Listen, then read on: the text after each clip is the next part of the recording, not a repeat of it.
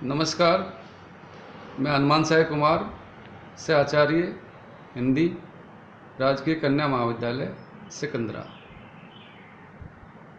आज हम हिंदी साहित्य पेपर सेकंड रीतिकाल के अंतर्गत रीतिकाल की शेष विशेषताओं पर चर्चा करेंगे। अब तक हमने लगभग 7-8 विशेषताओं पर चर्चा की है और इसका जो कला पक्ष है और कुछ पक्ष में कुछ विशेषता छूट गई है। उनमें एक विशेषता है लोक दर्शन। रीतिकाव्य दरबारी वातावरण में फला फूला था। इन्होंने सामंती जीवन दर्शन को ही अपने काव्य का आधार बनाया। इनके काव्य कलेवर में केवल सामंती जो लोक जीवन है उसका ही इन्होंने वर्णन किया है। आचार्य हजारी प्रसाद द्विवेदी ने इनके सीमित लोक जीवन के प्रशंसा करते हुए कहा है, कवियों ने दुनिया को अपनी आंखों से देखने का कार्य बंद नहीं किया, बल्कि न्याय का भेद की संकीर्ण सीमा में जितना लोक चित्र आ सकता था, इस काल का उतना चित्रण निश्चय ही विश्वसनीय और मनोरम है। इतना दोष जरूर है कि ये चित्र असंपूर्ण और विच्छिन्न है।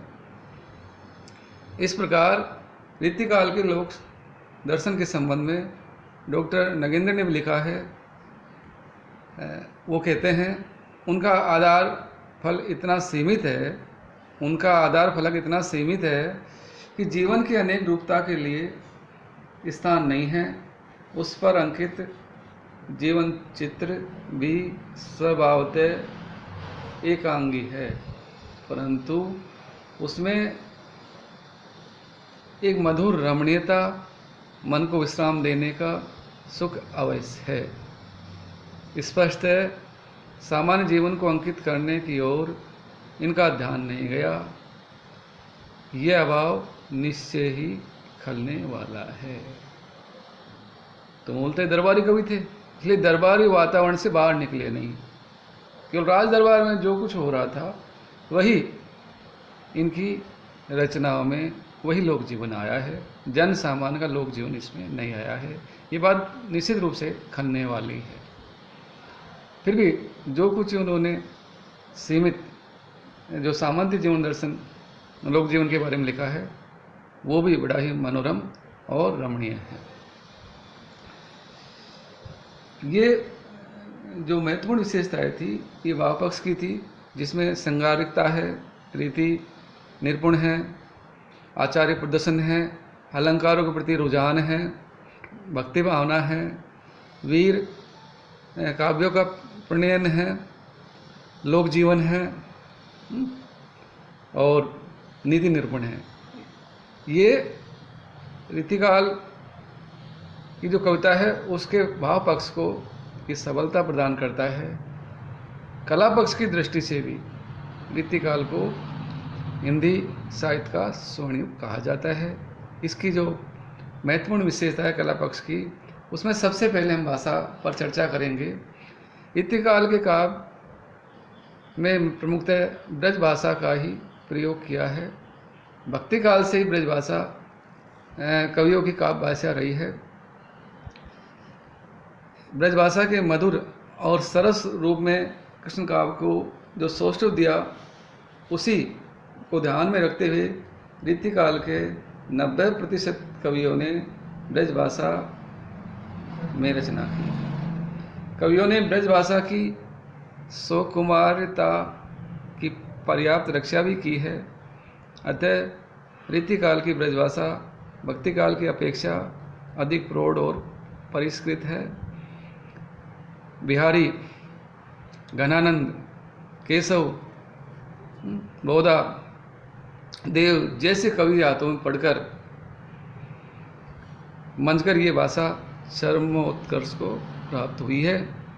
डॉक्टर नगेंद्रन ने रीतिकाल की भूमिका में उस काल की भाषा के बारे में लिखा है, उनके काम में किसी भी ऐसे शब्द की गुंजाइश नहीं मिलती जिसमें माधुर्य नहीं है, जो माधुर्य गुण के अनुकूल न हो। अक्षरों के गुंफन में उन्होंने कहीं भी त्रुटि नहीं की है। संगीत के रेशमी तारों से इनके छंद माणिक मोती की तरह गुंथे हुए हैं।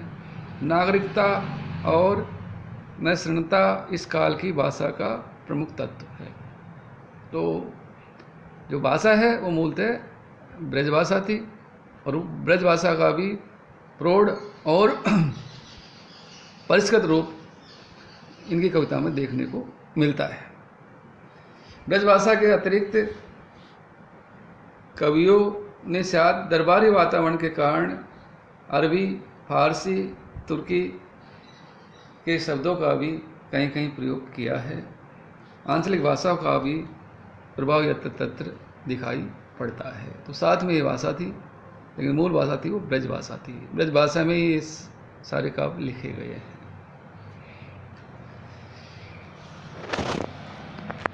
अगली विशेषता है छंद योजना। भक्ति काल में मूलतः पदों में रचना हुई है। कवित सवैयों में भी भक्ति भावना संबंधित उन्होंने काव्य लिखा है।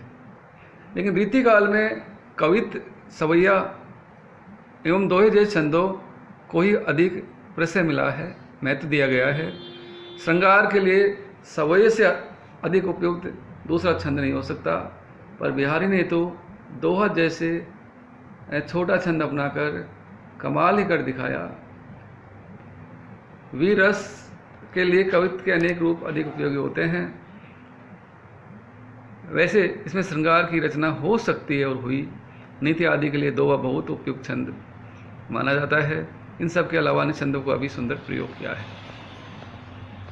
तो मूलतः दोहा, बिहारी ने दोहा में अपनी बिहारी सतसई लिखी है, और उन दोहों के बारे में कहा जाता है, सतसैया के दोहरे जो नाविक के तीर देखने में छोटे लगे, घाव करे गंभीर।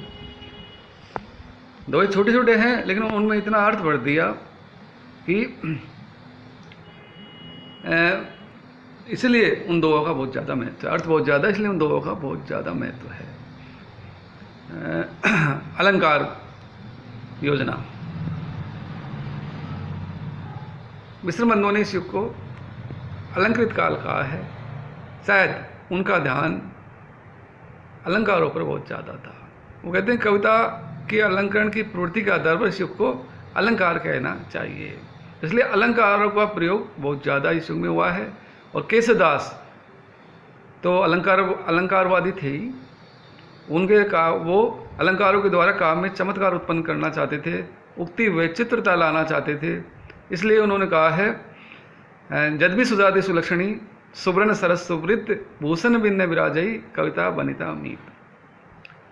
ऐसे में हमें देख सकते हैं इस युग में अलंकारों का अतिशय प्रयोग करने के कारण इस युग को मिश्र बंधुओं ने अलंकृत काल कहा है।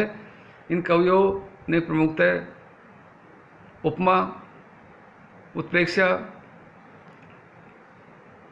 रूपक, दृष्टांत, यमक, श्लेष, अनुप्रास, वक्रोक्ति, दृष्टांत, उदाहरण, प्रतीप, असंगति, विरोधाभास, अन्योक्ति, सांगरूपक आदि अलंकारों का प्रयोग बड़ी कुशलता से किया है।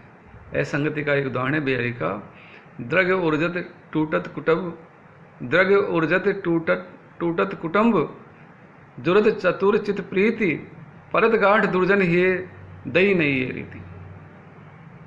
तो इसमें असंगति अलंकार को बड़े ढंग से इस दोहे में कवि बिहारी ने उसका प्रयोग किया है। आगे जो विशेषता है वो काव्य रूप है,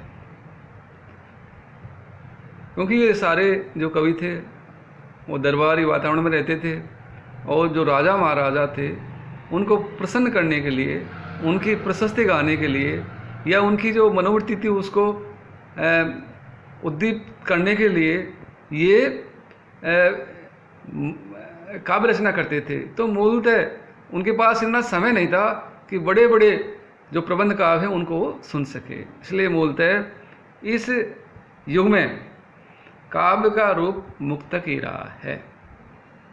वास्तव में इस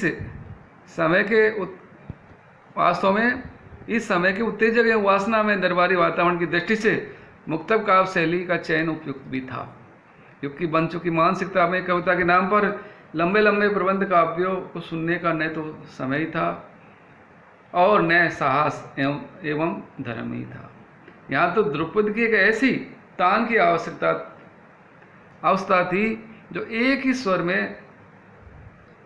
स्वर या लय में मुखर होकर श्रोता को अभिभूत कर सके। इसलिए मुक्तक काव्य को ही मूलतः प्रेस से मिला और प्रबंध काव्य भी लिखे गए, जिसमें केशव की रामचंद्रिका और वीर सिंह देव चरित, जहांगीर जस चंद्रिका, रत्न बावनी और भी कुछ प्रबंध काव्य लिखे गए।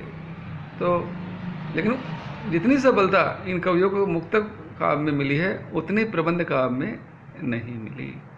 आचार्य रामचंद्र शुक्ल तो केशव की रामचंद्रिका के बारे में कहते हैं कि इसको प्रबंध काव्य कहने में संकोच होता है, ऐसा लगता है जैसे अलग अलग जगह से कथा उठा ली हो।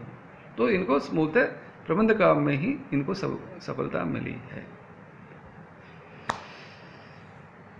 इस तरह रीतिकाल की समस्त प्रवृत्तियों की विवेचना करने के बाद हम सार रूप में डॉक्टर भगीरथ मिश्र की इस परिभाषा को देख सकते हैं। उन्होंने कहा है, ऐसा लगता है कि रीति कविता के रचयिता यौवन और बसंत के कवि हैं। जीवन का फलता फूलता सुगर रूप ही उन्हें प्रिय हैं। पतझड़, संघर्ष और विनाश संभवतः उनके जीवन में इतने घोर रूप में विद्यमान था कि काव्य में भी उसको उतारकर नैराश्य और निवृत्ति की भावना को जगाना नहीं चाहते। उसमें जीवन का एक ही स्वरूप, एक ही पक्ष को लिया। उसके चित्रण में उन्होंने कोई कसर उठा नहीं रखी। उनके समस्त वैभव और विलास के चित्रण में उन्होंने कलम ही तोड़ दी। तो निष्कर्ष रूप में हम डॉक्टर भगीरथ मिश्र की परिभाषा ले सकते हैं। ये रीतिकाल का भाव पक्ष इतना सबल नहीं है क्योंकि वो एकांगी है, वो सामांती वातावरण का उसमें चित्रण किया है। और जब उनसे परेशान हो जाते, जब वो काव्य लिखते थे, वो एक कहा जाए कि वो संस्कृत के जो काव्य शास्त्र थे उनको पढ़ कर वो काव्य शास्त्र रचे जा रहे थे। इसलिए एक नई परंपरा थी उन्होंने डाली। ये संतुष्ट नहीं थे कवि, ये न चाहते उस सामान्य जो मानसिकता जिसको ढोए चले आ रहे थे। लेकिन इसका जो कला पक्ष है वो उसको हिंदी साहित्य में सोने को कहते हैं, क्योंकि इनकी जो भाषा थी या जो अलंकार है या जो छंद योजना है या जो काव्य का मुक्तक रूप है वो और युगों के बजाय अधिक प्रौढ़ और परिपक्व है। इसलिए इसका कला पक्ष कहीं ज़्यादा समृद्ध है। इस तरह रीतिकाल की जितनी भी विशेषताएं थी, जो मुख्य थी, उन सब पर हमने आज चर्चा की है। और इसके बाद फिर हम अब जो हमारे पाठ्यक्रम में जो कवि हैं जिनमें केशवदास है, उसका हम अगले कालांश में अध्ययन करेंगे। धन्यवाद।